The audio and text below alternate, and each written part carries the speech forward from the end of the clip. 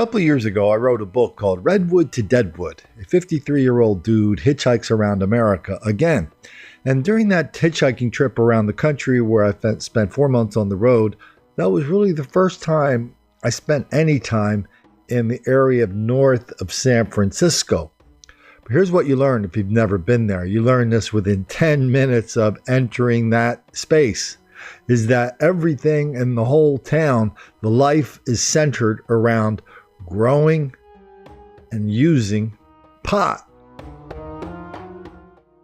Tons and tons of people up there growing tons and tons of pot, lots of people smoking it. You turn on the talk radio, everybody's talking about the new way of growing pot, using pot. Other people are saying, wow, the water in the river is going down. It must be overwatering the pot.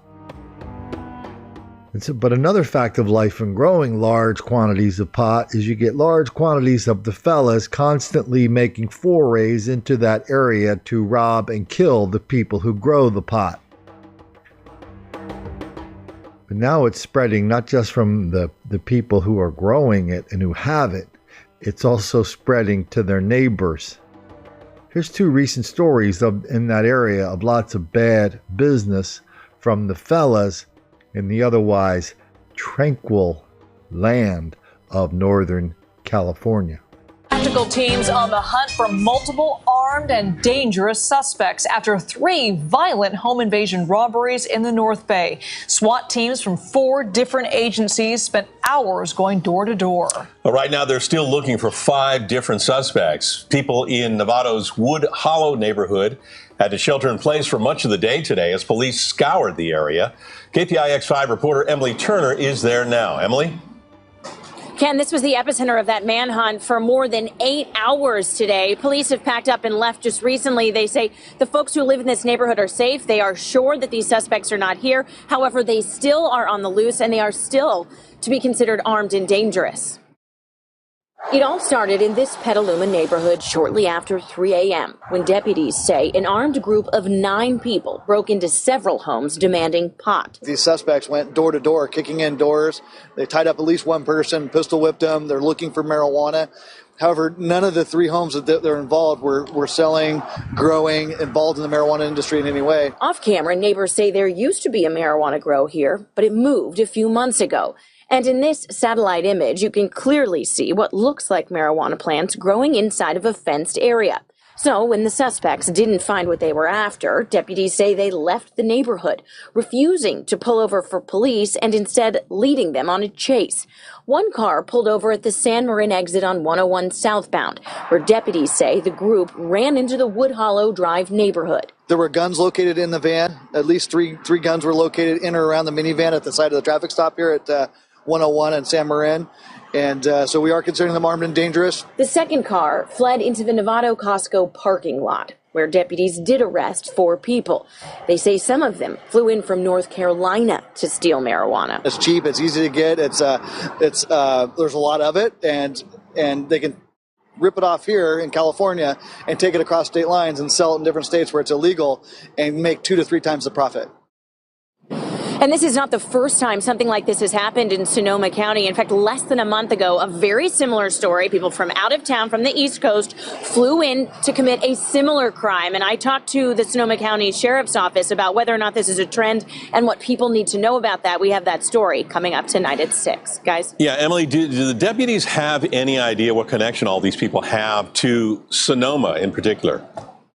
Well, at this point, we know that one of the people, at least, was from the Sacramento area, and that's about as close as they say they can get to the Sonoma area, other than the fact that this is the first rural spot outside of the Bay Area where they know there is a lot of marijuana grown. As you know, Sonoma County is one of the few counties that has open arms embraced the cultivation of marijuana, and possibly that is why, but it also, they say, makes them a target. The search is on in the North Bay for a fugitive named Skittles. Sheriffs believe that she's involved in 2 home invasion robberies, a homicide, and a high-speed chase. KPIX5's Katie Nielsen is at the Sonoma County Sheriff's Department. Investigators say the victim, Jose Torres, was growing and selling marijuana out of his rural Santa Rosa home, and that could have been the reason why he was targeted. Detectives say 54-year-old Jose Torres was shot multiple times early yesterday morning after 5 masked robbers invaded his home at the end of Melcon Lane in Santa Rosa. 4 of the suspects were arrested yesterday after a high-speed chase that ended in Vallejo. Only one suspect, Hamed, is from Santa Rosa. McCrae is from Mississippi, Jackson from New York, and Ely lives in Virginia. A witness told investigators the suspects demanded cash and marijuana from Torres. It's still a very valuable commodity in places like Virginia and New York and so forth that haven't legalized it. In video shot yesterday from Chopper 5, you can see plants growing inside a greenhouse behind Torres's home. And these Google Earth pictures from last summer show what appears to be dozens of full-grown marijuana plants. Inside the getaway car, a couple of guns deputies say were stolen from Torres's home. So it appears the masked robbers knew what they were after. Investigators are still looking for that 5th suspect tonight. She's Amber Hembry, also known as Skittles. They say she's a Crips gang member from Virginia, a state where marijuana is still illegal. What may be really cheap here, and you can come get it here. It's easy to get. It's abundant here. You can take it back and make, 2, 3, 4 times your money in a different state. We talked with some of Torres's neighbors earlier tonight. They told us they didn't want to be on camera because they were worried that they could be targeted in a future attack. But they said Jose Torres was a great guy, very friendly, and everyone in the neighborhood liked him. So they ended up catching everybody in the first case and the second case. And the first case was interesting. They caught 9 people. A bunch of them had come in from North Carolina on an airplane. And when they caught them, after they escaped from the scene, they caught them at the airport trying to get out of town on an airplane. I guess the whole crime scene in North Carolina is getting a little bit jammed up. There's so many people involved in the act of black criminality, so many people in denial, deceit, and delusion about it. But something happened in North Carolina this week that was kind of astonishing. There was a mass arrest. 83 black people are under arrest. They say it's some kind of gang activity, but it's kind of a gang activity, soup to nuts, crime to murder to identity theft to financial crimes. Let's take a look at that story. Maybe these guys had some kind of monopoly on crime, which forced the other criminals in North Carolina to hop on a plane to go to Northern California to ply their trade. We will prosecute gang members who commit crimes to the full extent of the law, and we will devastate their networks and starve off their revenue sources and deplete their ranks. What they should know is we are going to come after them with our federal, state, and local partners. It is that simple. You may have already seen it, but this is the indictment that was returned by a federal grand jury this week. This indictment represents so much more than the 162 pages, 83 defendants, and 69 charges contained within it.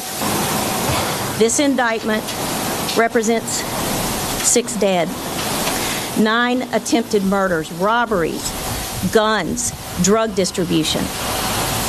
It represents a lot of crimes, violent crimes, that you might expect from a gang like the United Blood Nation. Identity theft, credit card fraud, bank fraud, white-collar crimes that you would not normally perceive to be those associated with a street gang. But those crimes, too, are alleged in this bill of indictment. And they signify the sophistication and the diversification of this network. We are all safer in North Carolina this afternoon because the United Blood Nation, 9 trade gangsters' criminal enterprise has been disrupted. Before sunrise this morning, approximately 600 law enforcement officers set out to arrest 55 members of the 9 trade gangsters. The remaining 28 subjects were already in custody, either serving time in prison or arrested for other crimes during the course of our investigation. Additionally, we had arrest teams from other parts of North Carolina and up and down the East Coast in New York, South Carolina, and Florida to assist us in getting these subjects off the streets.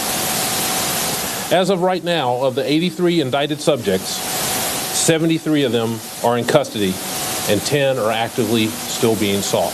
So I guess it's weird how Shannon Sharpe reminds everybody on his sports show that we don't have to worry about black criminality because black crime is black on black. Black crime stays in black neighborhoods, and black people never go into white neighborhoods to kill and murder and rob people of anything from, the jewelry to the latest proceeds of your marijuana crop. Well, Mr. Shannon Sharpe, you probably did a pretty good job playing football. I think you're in the Hall of Fame. But now that you have your own show on Fox Sports News, why don't you just stick to sports? Let people who are not in denial, deceit, and delusion talk more knowledgeably about this enormous level of black criminality, even if it does make a few black kids angry.